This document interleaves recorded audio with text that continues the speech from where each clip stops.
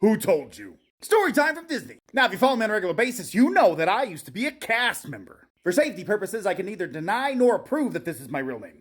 But also, it's not.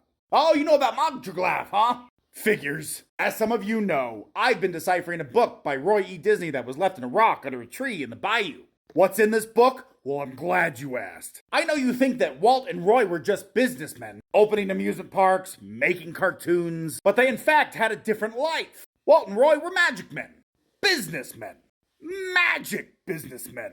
Who went all around this globe capturing magic creatures and then building amusement parks to hide their cages. You think they built a sphere in Epcot? You think people just build things like that? No. That's the egg of an ancient god from a different universe. You would know them as Epcot, mother of Figment and Michael Eisner. And I'm sure you've had a good chuckle thinking about Disney having some type of dome that stops the weather. Who would believe that, right? Well, you would be incorrect. They do have a dome, and it's controlled by Mogdraglaff. Not much is really known about Mogdraglaff. Some say he's an ancient turtle that all of Disney World sits on his back. Others say things like, what the hell are you talking about? Others say things like, are you even speaking words right now, or are you just making crazy things up? But I believe the turtle one.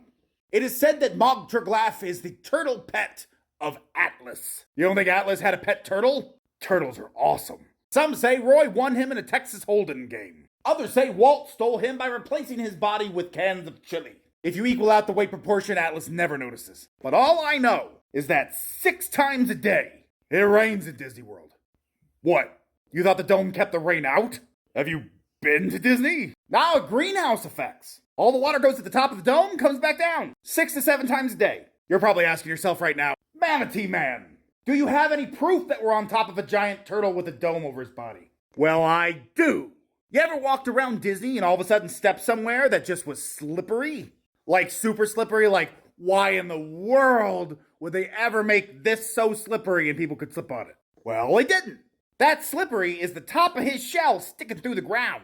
Disney does its best to keep that shell covered, but it happens. Some prophecies say that Mogdraglaff at some point will just stand up and walk Disney World out. Go back into the ocean and out to sea.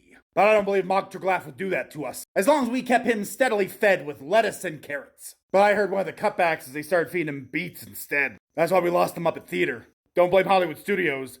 Blame Mogdraglaff. Mitch!